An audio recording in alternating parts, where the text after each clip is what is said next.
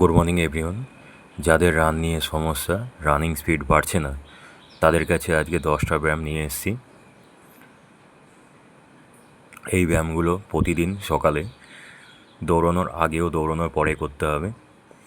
3 set করে করবে।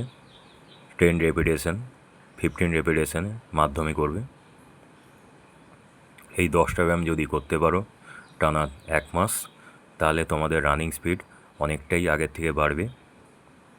যারা 100 মিটার, 200 মিটার বা 400 মিটারের জন্য রান নিয়ে সমস্যায় আছো, তাদের কাছে এই ব্যায়ামগুলো খুবই কার্যকরী হবে। আমি যেমন করে করছি ঠিক সেইভাবেই স্টেপ নেবে, তাতে তোমাদের কোনো সমস্যা হবে না।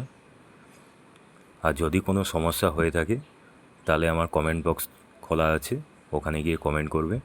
যদি আমার কোনো ভুল ভ্রান্তি হয় তাহলে তোমরা সেটা